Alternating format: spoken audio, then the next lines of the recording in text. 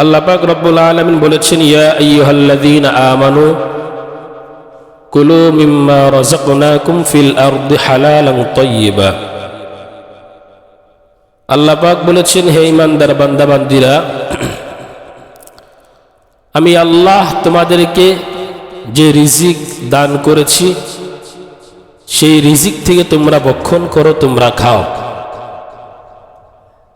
তবে সেই রিজিক হতে হবে হালালান তাইয়্যিবা, হালাল রিজিক হতে হবে। যেখান থেকে যেটা পাইবে সেখান থেকে সেটা গ্রহণ করবে না। হালাল আর হারামের মধ্যে পার্থক্য করে হালাল জিনিস গ্রহণ করবে, হারাম জিনিস বর্জন করবে। এই দুনিয়ার মধ্যে মানুষ রিজিকের জন্য, খাবারের জন্য বিভিন্ন পেশা অবলম্বন করে। কেউ চাকরি করে, কেউ ব্যবসা করে, কেউ কৃষি কাজ করে। আমরা আলোচনা করছিলাম ব্যবসা সম্পর্কে, ব্যবসায়ীদের ফজিলত। এই ব্যবসায়ীদের ফজিলত কি, ব্যবসা সম্পর্কে আলোচনা করতেছিলাম। একজন মুসলিম ব্যবসায়ীর কয়েকটি বিষয় করণীয় থাকে। একজন মুসলিম ব্যবসায়ী আর একজন অমুসলিম ব্যবসায়ীর ব্যবসার অবস্থা কখনো এক হতে পারে না। যে মুসলিম ব্যবসায়ী, তার ব্যবসা হবে কুরআন অনুযায়ী। কারণ আদ-দুনিয়া সিজনুল মুমিনি ওয়া জান্নাতুল কাফির। দুনিয়াটা হচ্ছে মুমিনদের জন্য কারাগার, কাফেরদের জন্য জান্নাত। এই দুনিয়ার মধ্যে মুমিনরা যেটা ইচ্ছা সেটা করতে পারবে না। তার একটা বেষ্টনী রয়েছে, একটা সীমাবদ্ধতা রয়েছে। তার ইচ্ছে মতন মুমিন চলতে পারবে না। ইসলাম কোরআনের ইচ্ছে মতন, আল্লাহর বিধান মতন চলতে হবে। আর জান্নাতুল কাফের, আর কাফেরদের জন্য হচ্ছে দুনিয়াটা জান্নাত। কারণ দুনিয়ার মধ্যে কাফেরদের কোনো সীমাবদ্ধতা নাই, কোনো বেষ্টনী নেই। সে যা ইচ্ছা তাই করতে পারে। সে দুনিয়ার মধ্যে যদি ভালো কাজ করে সেটারও কোনো প্রতিদান নাই, খারাপ কাজ করলেও কোনো প্রতিদান নাই। এই জন্য একজন মুসলিম ব্যবসায়ীর মধ্যে কয়েকটি বিষয় করণীয় থাকবে। এক নম্বর করণীয় হচ্ছে, মুসলিম ব্যবসায়ী দুনিয়াটা যেন মুসলিম ব্যবসায়ীর জন্য মুখ্য উদ্দেশ্য না হয়। দুনিয়াটার জন্যই ব্যবসা করবে, বিষয়টা এরকম নয়। দুনিয়ার মধ্যে দুনিয়ার মধ্যে চলাফেরা করতে গেলে মানুষের টাকা পয়সার প্রয়োজন হয়, খাবার দাবারের প্রয়োজন হয়, বিভিন্ন হাজত পূরণের প্রয়োজন হয়। কিন্তু এই হাজত পূরণের জন্য মানুষ ব্যবসা করবে, কিন্তু দুনিয়াটাই একবারে ব্যবসা মনে করবে, আখেরাতকে বাদ দিয়ে দিবে। একজন মুসলিম ব্যবসায়ীর সেটা করণীয় নয়। দুই নাম্বার হচ্ছে, ব্যবসা করতে গিয়ে যাতে করে আপনার ইবাদতের মধ্যে বিঘ্নতা না ঘটে। ইবাদতের মধ্যে যাতে করে কোনো ধরনের বিঘ্নতা ব্যবসা করতে গিয়ে না ঘটে। আল্লাহ পাক রব্বুল আলামিন বলেছেন, ইয়া আইয়ুহাল্লাযীনা আমানু লা তুলহিকুম আমওয়ালুকুম ওয়ালা আওলাদুকুম আন যিকরিল্লাহ। যে হে ঈমানদার বান্দাবান্দীরা, লা তুলহিকুম আমওয়ালুকুম ওয়ালা আওলাদুকুম আন যিকরিল্লাহ, তোমাদের সন্তান সন্ততি, তোমাদের ধন সম্পদ, এগুলো যেন আল্লাহর থেকে তোমাদেরকে দূরে সরিয়ে না দেয়, আল্লাহ থেকে বিমুখ করে না দেয়। ধন সম্পদ অর্জন করবে, সন্তান সম্পত্তি থাকবে, স্ত্রী সন্তান থাকবে, তবে সেগুলো যেন তোমাকে আল্লাহ থেকে দূরে সরিয়ে না দেয়। এটা হচ্ছে মুসলিম ব্যবসায়ীর দুই নম্বর বিষয়। ব্যবসা করবে, সব কিছু করবে, কিন্তু যখন আজান দিবে তখন মসজিদে চলে আসবে। ব্যবসা করলে আজান দিলে মসজিদে না এসে ব্যবসাই করবে, তাহলে দুনিয়াটা তোমার জন্য ব্যবসা হয়ে গেল। তোমার এই ব্যবসা তোমাকে ইবাদতের মধ্যে বিঘ্নতা ঘটালো। দুই নাম্বার করণীয় হচ্ছে, একজন মুসলিম ব্যবসায়ী ব্যবসাটা যেন তার ইবাদতের মধ্যে বিঘ্নতা না ঘটায়। একজন মুসলিম ব্যবসায়ীর তিন নাম্বার করণীয় হচ্ছে, দুনিয়ার মধ্যে মানুষ চলতে গেলে সবার সাথে মিলেমিশেই চলতে হয়। মানুষ হচ্ছে সামাজিক প্রাণী। কোনো মানুষ একা চলতে পারে না, মিলেমিশে চলতে হয়। ব্যবসার ক্ষেত্রেও কারো না কারো মুখাপেক্ষি হতে হয়, চলাফেরা করতে হয়। তবে চলাফেরা করার সময় খেয়াল করবে সৎ মানুষের সাথে, পুণ্যবান মানুষের সাথে চলাফেরা করবে। কারণ আপনি যদি একজন অসৎ মানুষের সাথে চলাফেরা করেন, যে ব্যক্তি নামাজ পড়ে না, তার সাথে যদি আপনি চলাফেরা করেন, আপনি নামাজ পড়েন কিন্তু তার সাথে চলাফেরা করার কিছুদিন পরে আপনি এক ওয়াক্ত নামাজ পড়বেন না, এরপরে যখন চলাফেরা করবেন আরো কিছুদিন পরে আর ওয়াক্ত নামাজ আপনি পড়বেন না। এরকম ভাবে যে ব্যক্তি চলাফেরা করবে, দুনিয়ার মধ্যে চলাফেরা করবে, ব্যবসায়ীরা আরেক ব্যবসায়ীর সাথে সঙ্গ লাভ করবে, তবে চেষ্টা করবে সৎ মানুষের সাথে সঙ্গ লাভ করতে, যাতে করে তার খারাপই, ভালো যে স্বভাবটা সেটা যেন খারাপে পরিণত না হয়ে যায়। আপনি যদি সৎ মানুষের সাথে চলেন তাহলে সৎ হতে পারবেন, আর অসৎ মানুষের সাথে চললে অসৎ হয়ে যেতে হবে। এই জন্য চলাফেরা যখন করবেন সৎ মানুষের সাথে করতে হবে। আল্লাহ পাক রব্বুল আলামিন এই বিষয়টাই স্পষ্ট করে কোরআনের মধ্যে বলেছেন, ইয়া আইয়ুহাল্লাযীনা আমানুত্তাকুল্লাহ ওয়া কুনু মা'আস সাদিকিন। আল্লাহ পাক রব্বুল আলামিন বলেন, হে ঈমানদার, আমানুত্তাকুল্লাহ, তোমরা আল্লাহকে ভয় করো, আল্লাহকে ভয় করো, আল্লাহর আযাবকে ভয় করো। এরপরে আল্লাহ বলেন, ওয়া কুনু মা'আস সাদিকিন, দুনিয়ার মধ্যে যারা সত্যবাদী আছে, ভালো আছে, দুনিয়ার মধ্যে যারা সৎ আছে তাদের সাথে তোমরা চলাফেরা করো, তাদের মতো তোমরা হয়ে যাও, তাদের অন্তর্ভুক্ত তোমরা হয়ে যাও। আল্লাহ বলেছেন তাদের অন্তর্ভুক্ত হয়ে যাও।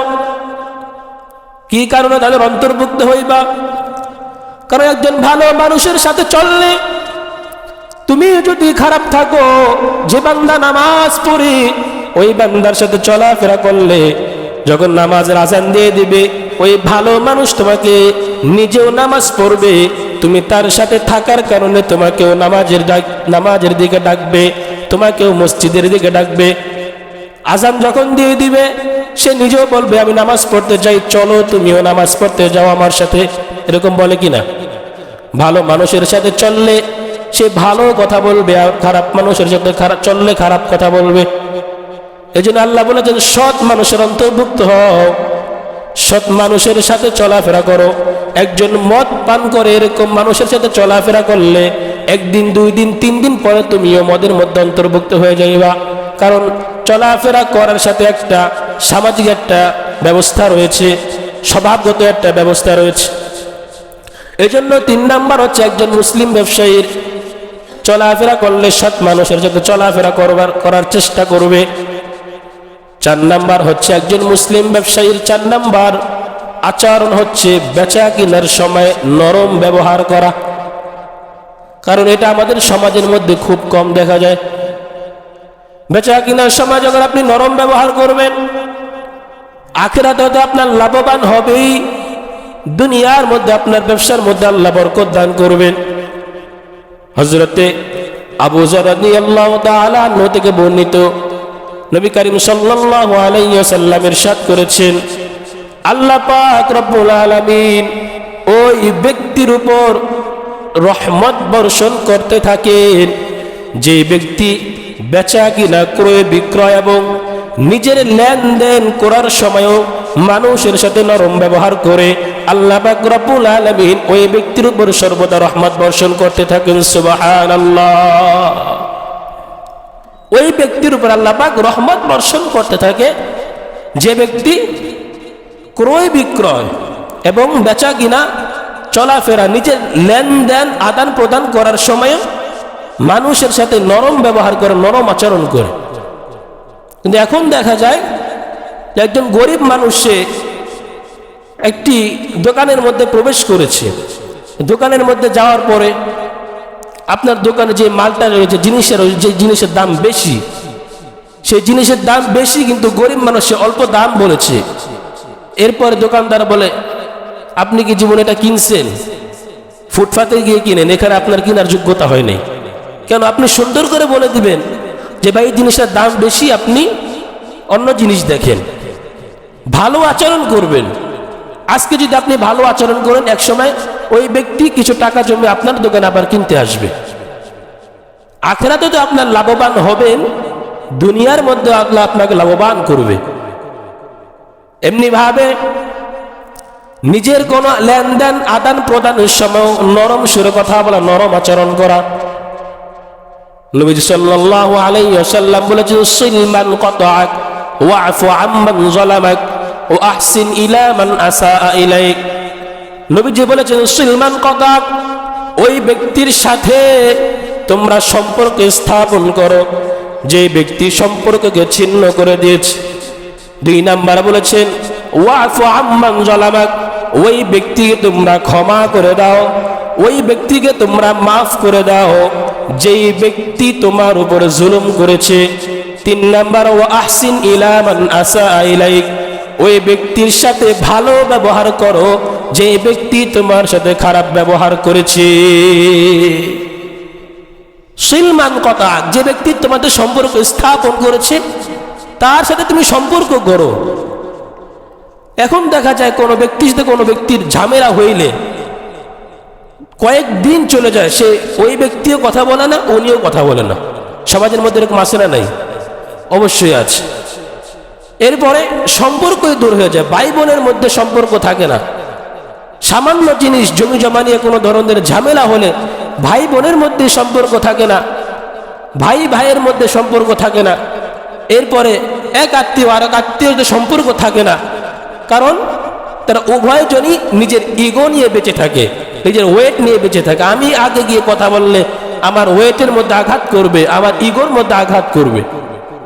সে ব্যক্তি যদি চিন্তা করতে, নবীজি বলেছেন যে সম্পর্ক ছিন্ন করে তার সাথে গিয়ে তুমি সম্পর্ক স্থাপন করো। তাহলে 2 ব্যক্তি যদি এটা চিন্তা করতো, তাহলে কখনো কোনো সমাজের মধ্যে, কোনো পরিবারের মধ্যে সম্পর্ক ছিন্ন হতো? কখনই হতো না। এই জন্য নবীজি বলেছেন যে সম্পর্ক ছিন্ন করো, তার সাথে সম্পর্ক করো।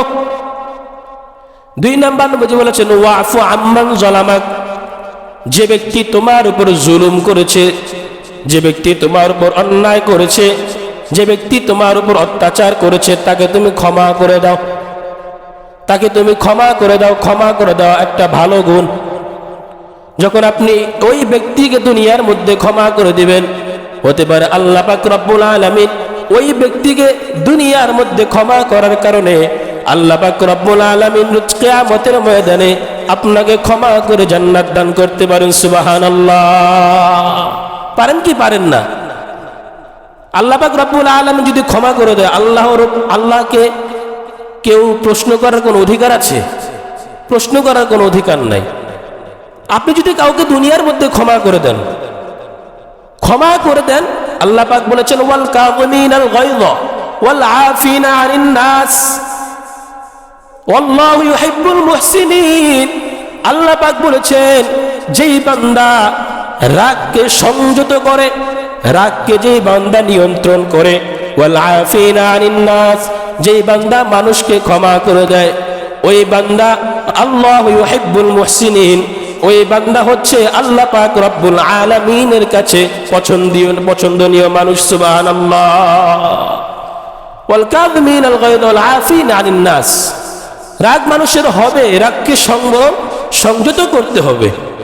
তবে রাগ সংযত করার ক্ষেত্রে ইসলামকে নিয়ে, ইসলামের বিরুদ্ধে নিয়ে, নবীকে নিয়ে, আল্লাহকে নিয়ে কোন ধরনের বিরুদ্ধাচরণ করলে তখন কি রাগকে সংযত করা যাবে? ইসলামের বিপক্ষে কোনো কথা বললে তখন আর রাগকে সংযত করার কোনো সুযোগ নাই। নিজের স্বার্থের বিরুদ্ধে যদি কোনো কাজ লাগে তখন সেখানে রাগ সংবরণ করতে হয়। কিন্তু ইসলামের বিপক্ষে, আল্লাহর বিপক্ষে, নবীর বিরুদ্ধে, এমনি ভাবে নবীর স্ত্রীদের বিরুদ্ধে কেউ কথা বললে তখন কি রাগ সংযত করার কোনো সুযোগ আছে? আল্লাহ পাক রব্বুল আলামিন বলেছেন, মুহাম্মাদুর রাসূলুল্লাহ ওয়াল্লাযীনা মা'আহু আশিদ্দাউ আলাল কুফফার রুহামাউ বাইনাহুম তারাহুম রুকআন সুজদা। আল্লাহ বলেছেন, মুহাম্মাদুর রাসূলুল্লাহ সাহাবায়ে কেরামের গুণ আল্লাহ পাক রব্বুল আলামিন বর্ণনা করতেছেন। ওয়াল্লাযীনা মা'আহু আশিদ্দাউ আলাল কুফফার, ওই সাহাবায়ে কেরামরা কাফেরদের প্রতি কঠোর, রুহামাউ বাইনাহুম, নিজেদের মধ্যে তারা নরম সুরে আচরণ করে। সুবহানাল্লাহ। কাফেরদের প্রতি কঠোর হতে হবে। নিজের স্বার্থে আঘাত লাগলে তখন আপনি রাগকে সংবরণ করতে হবে, আপনি সংযত করতে হবে, রাগকে নিয়ন্ত্রণ করতে হবে। কিন্তু কোনো কাফির বেঈমানের বিরুদ্ধে, ইসলামের বিরুদ্ধে যখন কেউ ষড়যন্ত্র করবে তখন আর রাগকে সংযত করার কোনো সুযোগ নাই। ভাইয়েরা আমার, 2 নাম্বার বলতেছিলাম, ওয়াফু আম্মান যালামাক, ওই ব্যক্তিকে তুমি ক্ষমা করে দাও যে ব্যক্তি তোমার উপর জুলুম করেছে। আর যে ব্যক্তি জুলুম করেছে ওই ব্যক্তিকে যদি ক্ষমা করে দাও, আল্লাহ পাক রব্বুল আলামিন বলেছেন মানুষ রাগকে সংযত করবে, এমনি ভাবে মানুষকে ক্ষমা করবে। যে বান্দা এই কাজগুলো করবে আল্লাহ পাক রব্বুল আলামিন ওই বান্দাকে নিজের পছন্দনীয় বান্দা হিসাবে কবুল করে নেবে। 3 নাম্বার হচ্ছে ওয়া আহসিন ইলা মান আসা ইলাইক, ওই ব্যক্তির সাথে তোমরা ভালো আচরণ করো যে ব্যক্তি তোমার সাথে খারাপ আচরণ করেছে। খারাপ আচরণ যে ব্যক্তি করেছে, কেউ যদি তোমার সাথে খারাপ আচরণ করে, এরপরে যদি কেউ তোমাকে রাগ করে বা তোমাকে আঘাত করে, এরপরে এবার যখন তুমি তাকে দেখবে, তুমি যদি তাকে সালাম দাও, তার রাগটা একটু কমবে না? একটু কমবে। এরপরে যদি তার সাথে মুসাফা করো, তার রাগটা আরো কমে যাবে। এখন বর্তমানে দেখা যায় যদি কেউ রাগ করে, তার প্রতিশোধের নেশায় থাকে, সে আমাকে প্রহার করেছে বা আমার ইজ্জতের মধ্যে আঘাত করেছে, তার ইজ্জতের মধ্যে আমি আঘাত করব, এরকম হয় কি হয় না? প্রতিশোধের নেশায় থাকে। প্রতিশোধের নেশা ভালো না, ক্ষমা করে দেওয়া ভালো, ভালো ব্যবহার করা ভালো। নবী করিম সাল্লাল্লাহু আলাইহি ওয়াসাল্লাম মানুষকে ক্ষমা করে দিয়েছেন। মক্কা বিজয় যখন হয়েছে, নবীজি বলেছেন সর্বসাধারণের জন্য যে ব্যক্তি মক্কার মধ্যে প্রবেশ করবে সেই ব্যক্তি নিরাপদে থাকবে, তাকে কোনো প্রকার অত্যাচার করা হবে না, জুলুম করা হবে না। মক্কা বিজয় যখন হয়েছে, নবী চাইলে যদি ইচ্ছা করতেন মক্কার মধ্যে যে কাফেররা আছে সকলকে কচুকাটা করতে পারতেন, কিন্তু নবীজি করলেন না। কেন? ক্ষমা করে দেওয়া নবীজির আদর্শ। এই জন্য আল্লাহ পাক বলেছেন ওয়া ইন্নাকা লাআলা খুলুকিন আযীম, হে নবী আমি আপনাকে দুনিয়ার মধ্যে সর্বোত্তম চরিত্রের অধিকারী হিসেবে আমি আল্লাহ তোমাকে পাঠিয়েছি। বলেন সুবহানাল্লাহ। তাহলে সেই নবীর আদর্শ আমাদের গ্রহণ করা দরকার আছে না নাই? জোরে বলেন। যদি থাকে তাহলে আমাদের কি করতে হবে? যে খারাপ আচরণ করে তার সাথেও ভালো আচরণ করতে হবে। নিজের দেনা পান, কেউ আপনার থেকে ঋণ নিয়েছে, ঋণটা চাওয়ার সময় আপনার নরম সুরে কথা বলতে হবে। হতে পারে সেই ব্যক্তি অপারগ বা টাকা পয়সার এখন নাই দিতে পারে না, ইচ্ছা থাকা সত্ত্বেও, তার সাথেও ভালো আচরণ করতে হবে। বর্তমানে তো দেখা যায় ঋণ যে ব্যক্তি নেয়, যে ব্যক্তি ঋণ নেয়, নেওয়ার সময় খুবই নমনীয় আচরণ করে, কিন্তু যখন ওই ব্যক্তি চাইতে যায় তখন যেন মনে হয় তার কাছে আবার ঋণ চাইতেছে। নিজের পাওনা টাকা চাওয়ার সময়ও তার কাছে লজ্জিত হতে হয়। এই জন্য ঋণ যখন নিবেন, যেই সময় বলবেন যে আমি অমুক দিন দিয়ে দেবো, অমুক দিনে দিয়ে দিতে হবে।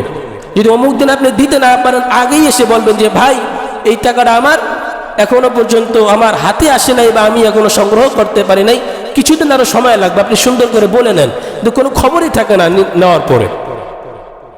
এই জন্য ঋণ যখন চাইবেন বা নিবেন, আপনার টাকা আপনি নিবেন, তখনও নরম আচরণ করতে হবে। 4 নাম্বার, একজন মুসলিম ব্যবসায়ীর করণীয়, বেচা কিনা করার সময় কোনো ধরনের ধোঁকা বা প্রতারণা করা যাবে না। একবার নবী করিম সাল্লাল্লাহু আলাইহি ওয়াসাল্লাম বাজারে গেলেন। বাজারে গিয়ে দেখলেন এক ব্যক্তি গম বিক্রি করতেছে। কি বিক্রি করতেছে? এক ব্যক্তি গম বিক্রি করতেছে।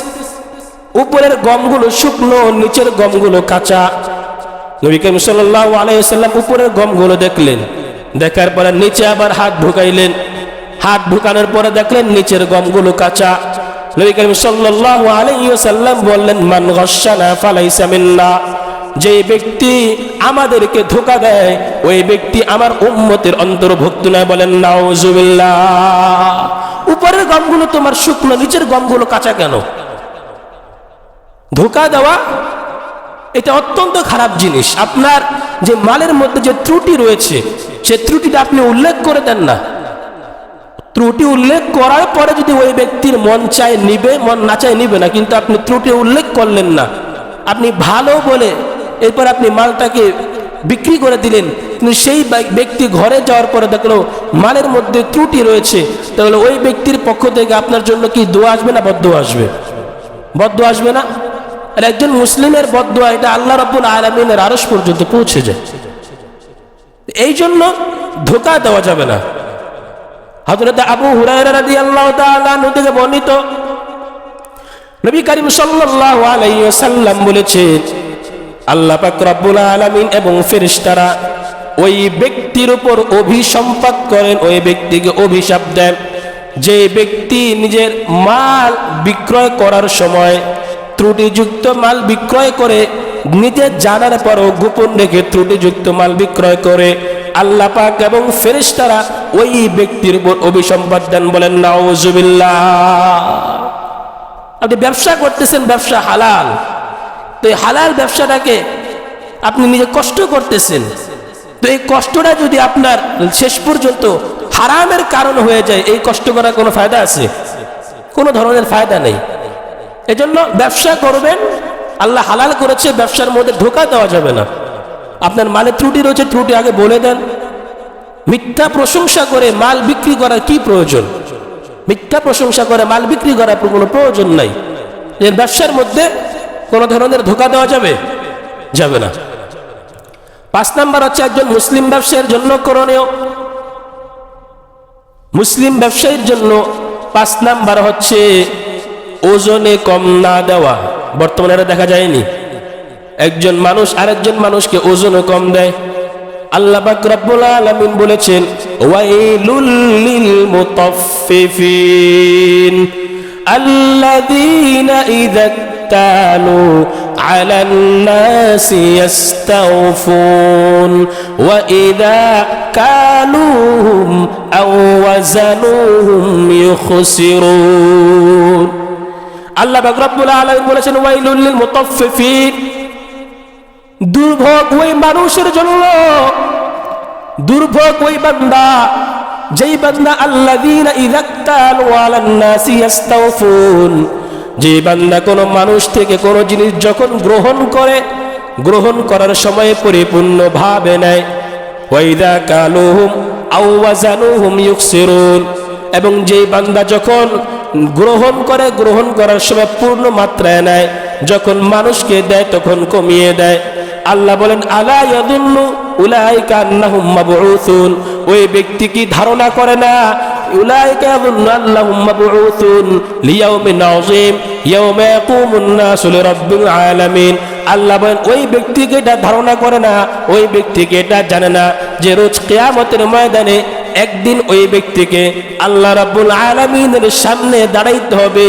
ওই ব্যক্তিকে এটা নিজে ধারণা করে না। ওই ব্যক্তি যদি এটা ধারণা করতো যে আল্লাহর সামনে আমাকে ইয়াউমা ইয়াকুমুন নাসু লিরাব্বিল আলামিন, কিয়ামতের ময়দানে বিচারের দিনে আল্লাহর সামনে আমাকে দাঁড়াইতে হবে, সেই ব্যক্তি যদি এটা ধারণা করত, তাহলে কোনো ব্যক্তি আর ওজনে কম দিতে পারত? জোরে বলেন, পারত? পারতো না। আল্লাহ পাক বলেছেন, ওয়াইলুল লিল মুতাফফিফিন, দুর্ভাগা ওই বান্দা, দুর্ভোগ ওই বান্দার জন্য, আল্লাযীনা ইযা তালু আলান নাসি ইস্তাওফুন, যে বান্দা নিজে নেওয়ার সময় পূর্ণ মাত্রায় নেয়, যখন পাইকারি ধরে নেয় তখন পূর্ণ মাত্রায় নেয়, ওয়া ইযা কালুহুম আও ওয়াজানুহুম ইউখসিরুন, আর যখন মানুষকে দেয় তখন কমিয়ে দেয়। এটা হচ্ছে ওই বান্দার জন্য দুর্ভাগা। অন্য আয়াতে আল্লাহ রাব্বুল আলামিন বলেন, আউফুল কাইলা ওয়া লা তাকুনু মিনাল মুখসিরিন ওয়াজিনু বিল কিসতাসিল মুস্তাকিম। আল্লাহ বলেন, আউফুল কাইল, ও দুনিয়ার মানুষ তোমরা ওজনকে পূর্ণ করো, পূর্ণ মাত্রায় ওজন করো। ওয়া লা তাকুনু মিনাল মুখসিরিন, যে বান্দারা ওজনে কম দেয় তাদের অন্তর্ভুক্ত হয়ো না। ওয়া লা তাকুনু মিনাল মুখসিরিন, যে বান্দারা ওজনে কম দেয়, মাপের মধ্যে কম দেয়, তাদের অন্তর্ভুক্ত হয়ো না। আল্লাহ পাক রব্বুল আলামিন অন্য আয়াতে বলেন, আল্লাহ ওয়াস সামাআ রাফাআহা ওয়া ওয়াদাআল মিজান আল্লাহ তাতগাউ ফিল মিজান ওয়া আকিমুল ওয়াজনা বিল কিসত ওয়া লা তুখসিরুল মিজান। আল্লাহ বলেন, ওয়াস সামাআ রাফাআহা ওয়া ওয়াদাআল মিজান, আল্লাহ পাক রব্বুল আলামিন আসমানটাকে আল্লাহ পাক সমুন্নত করেছেন, আসমানটাকে আল্লাহ পাক সমুন্নত ভালো করে রেখে দিয়েছেন। ওয়াসসামা রাফাআহা ওয়া ওয়াদাআল মিজান, আল্লাহ পাক মিজানকে, মিজানের পাল্লাকে, দাড়ি পাল্লাকে আল্লাহ পাক স্থাপন করে দিয়েছেন। আল্লাহ তাতগাউ ফিল মিজান, যাতে করে দাড়ি পাল্লার মধ্যে কোনো রকম ত্রুটি না হয়। ওয়াকিমুল ওয়াজনা বিল কিসতি ওয়া লা তুকসিরুল মিজান, আল্লাহ বলেন ওয়া দুনিয়ার মানুষ তোমরা ন্যায়ভাবে পূর্ণ মাত্রায় তোমরা ওজনকে পরিপূর্ণ করো, এই ওজনের মধ্যে কোনো রূপ কমতি করো না। বলেন সুবহানাল্লাহ। ওজনের মধ্যে আল্লাহ পাক কমতি করতে অসংখ্য জায়গায় না করে দিয়েছে। আপনি যদি একজন মানুষকে, দোকানের মধ্যে 10 জন কাস্টমার আসে দৈনিক, সবাইকে যদি আপনি 100 গ্রাম করে কম দেন, তাহলে দিন শেষে দাঁড়ায় 1 কেজি আপনি মানুষকে কম দিলেন। 1 কেজি যদি আপনি মানুষকে কম দেন, এই হকটা নষ্ট করলেন কার? বান্দার হক নষ্ট করলেন না? বান্দার হক আপনি নষ্ট করলেন। বান্দার হক নষ্ট করে যতই আপনি আল্লাহর দরবারে তওবা করেন, ততক্ষণ পর্যন্ত আপনার তওবা কবুল হবে না, যতক্ষণ না পর্যন্ত ওই বান্দার কাছে আপনি এই বিষয়টা মীমাংসা করবেন। ওই বান্দা যতক্ষণ না পর্যন্ত মাফ না করবে, ততক্ষণ পর্যন্ত আল্লাহ আপনাকে মাফ করবে না। হকুল্লাহ, আল্লাহর হক, নামাজ, রোজা, হজ, যাকাত, এগুলো কার? এগুলো কার? আল্লাহর হক। নামাজ পড়েন নাই, রোজা রাখেন নাই, এগুলো যদি আপনি না করেন, আল্লাহ যদি ইচ্ছা করে এগুলো আল্লাহ আপনাকে ক্ষমা করে দিতে পারে, ক্ষমা করে দিতে পারে। কিন্তু হুকুল ইবাদ, যে বান্দার হক আছে, সেগুলো যদি আপনি ঠিকভাবে আদায় না করেন, বান্দার হক যদি আপনি নষ্ট করেন, তাহলে এই বান্দা মাফ না করা পর্যন্ত আল্লাহ কিন্তু ক্ষমা করবে না। এজন্য এই বিষয়টা অত্যন্ত জরুরি, বিষয়টাকে আপনার মাথায় রাখতে হবে। আমরা অনেকেই আছি এতিমদের সম্পদ আমরা বক্ষণ করে ফেলি। এতিম যারা আছে, বাবা মারা যাওয়ার পরে চাচা তার সম্পদ দেয় না, এতিমদের সম্পদ নিয়ে যায়। এই ব্যাপারে আল্লাহ পাক রব্বুল আলামিন সুন্দর করে স্পষ্ট করে বলে দিয়েছেন, ওয়াতুল ইয়াতামা আমওয়ালাহুম ওয়ালা তাতাবাদদালুল খাবিসা বিত-তাইয়্যিব ওয়ালা তাকুলু আমওয়ালাহুম ইলা আমওয়ালিকুম ইন্নাহু কানা হুবান কাবীরা। আল্লাহ পাক রব্বুল আলামিন বলেন, ওয়াতুল ইয়াতামা আমওয়ালাহুম, তোমাদের মধ্যে যারা এতিম রয়েছে, ওই এতিমদের মাল তোমরা পরিপূর্ণভাবে দিয়ে দাও। ওয়ালা তাতাবাদদালুল খাবিসা বিত-তাইয়্যিব, আল্লাহ বলেন শোনো শোনো, ভালো মালের সাথে তোমরা কখনো খারাপ মালকে মিশ্রণ করবে না, ভালো মালের সাথে খারাপ মালকে তোমরা মিশ্রণ করবে না। আল্লাহ পাক রব্বুল আলামিন আরো বলতেছেন, ওয়ালা তাতাবাদদালুল খাবিসা বিত-তাইয়্যিব ওয়ালা তাকুলু আমওয়ালাহুম ইলা আমওয়ালিকুম, তোমরা নিজেদের মালের সাথে মিলিয়ে এতিমদের মাল তোমরা ভক্ষণ করো না। ইন্নাহু কানা হুবান কাবীরা, আল্লাহ পাক রব্বুল আলামিন বলতেছেন এই বিষয়টা আমি আল্লাহর কাছে অত্যন্ত বিপজ্জনক। বলেন নাউযুবিল্লাহ। ওয়াতুল ইয়াতামা আমওয়ালাহুম ওয়ালা তাতাবাদদালুল খাবিসা বিত-তাইয়্যিব, এতিমদের মাল তোমরা দিয়ে দাও, এতিমদের মাল তোমরা ভক্ষণ করো না।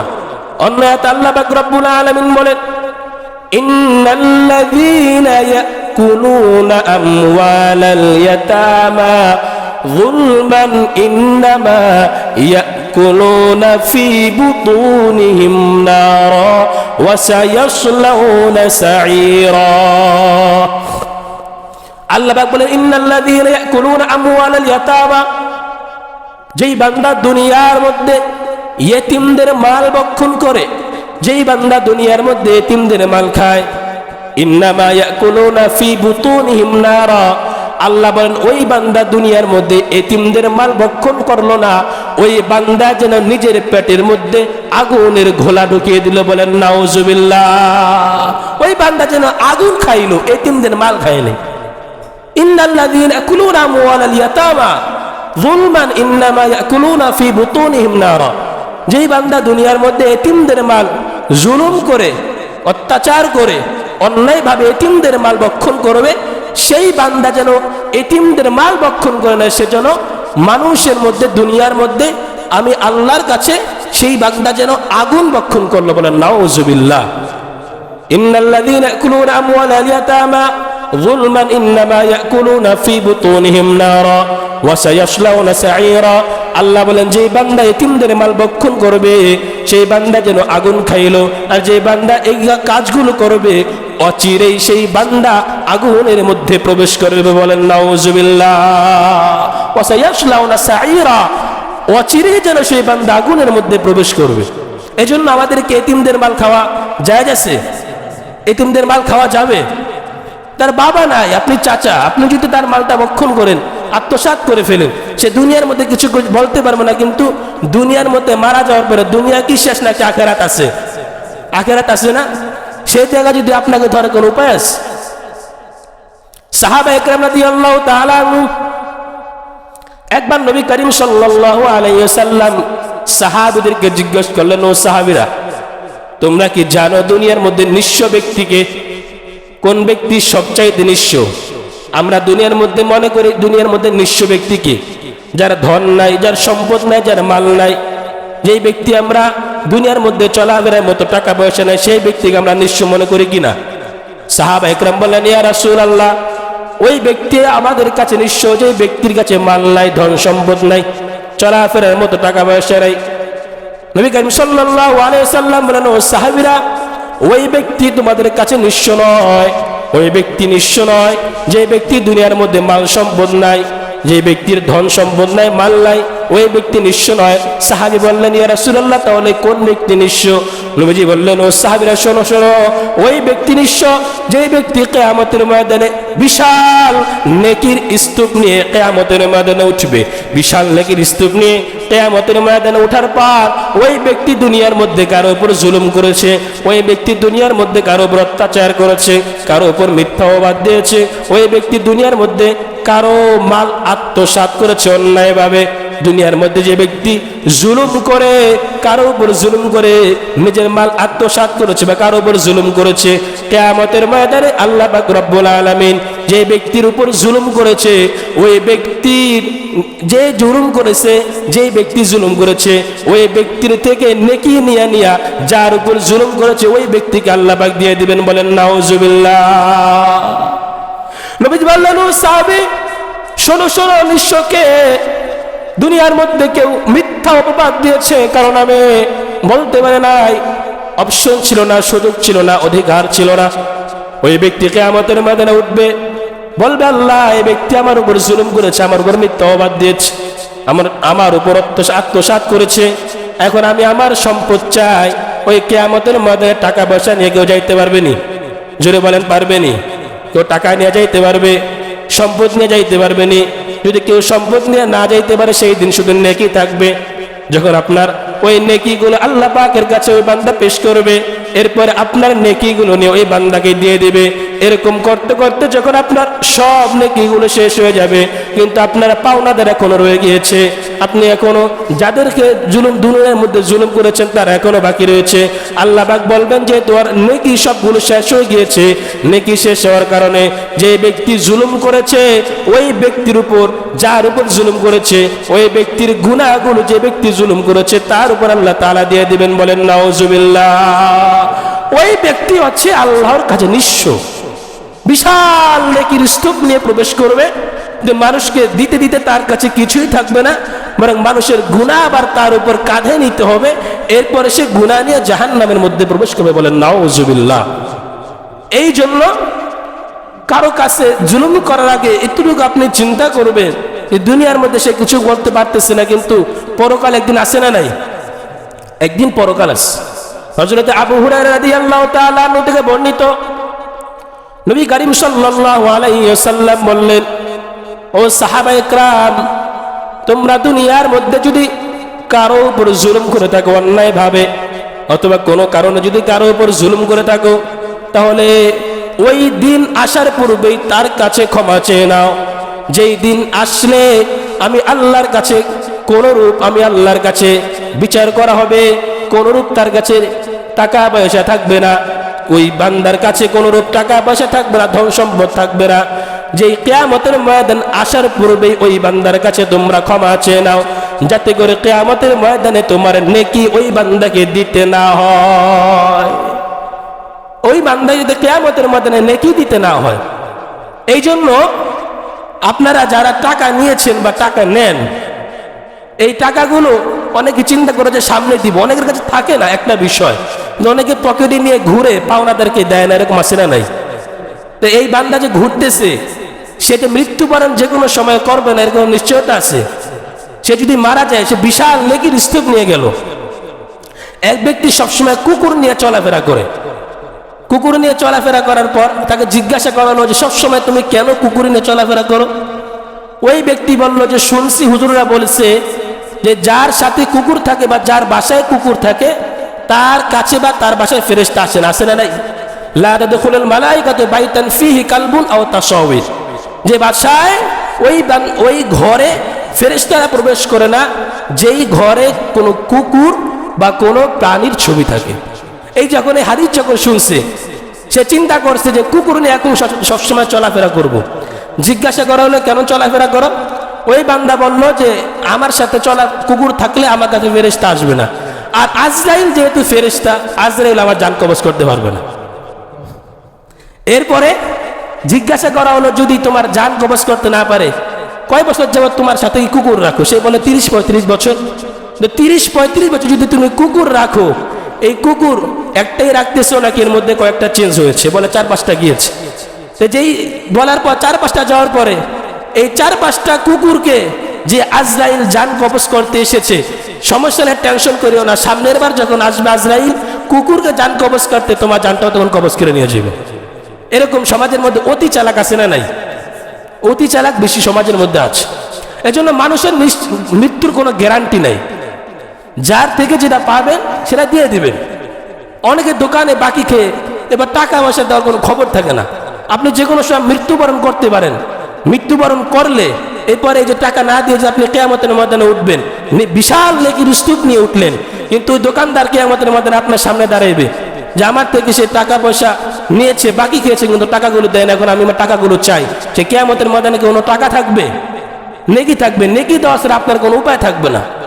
এই জন্য যে টাকা পয়সা পায় বা যে দোকানে বাকি খান সমস্যা নাই, কিন্তু টাকা পয়সা দিয়ে দেন, তাতে করে যেই বান্দা বাকি দিতেছে তারও তো চলাফেরা করা দরকার আছে না নাই? চলাফেরা করার দরকার আছে। সবচেয়ে বেশি কথা হচ্ছে মানুষ যে কোনো সময় মৃত্যুবরণ করতে পারে, মৃত্যুর গ্যারান্টি না। আজ মারা গেলে আপনার কোনো উপায় থাকবে না, বিশাল নেকি নিয়ে গেলে আপনি কিয়ামতের ময়দানে ধরা খেয়ে যাবেন। এই জন্য যে টাকা পয়সা পায় বা যারাই পায় তাদেরকে টাকা পয়সা দিয়ে দেওয়ার চেষ্টা করবেন। আল্লাহ পাক রব্বুল আলামিন যে কথাগুলো বললাম, এই কথাগুলোর উপর একজন মুসলিম ব্যবসায়ী যে করণীয়গুলো বলেছি, এমনি ভাবে এতিমদের মাল সম্পদ আত্মসাৎ না করার কথা আল্লাহ পাক বলেছেন। এই কথাগুলোর উপর পরিপূর্ণভাবে আমাকে আপনাদের সকলকে আমল করার তৌফিক দান করেন, বলেন আমিন। আরো জোরে বলেন আমিন।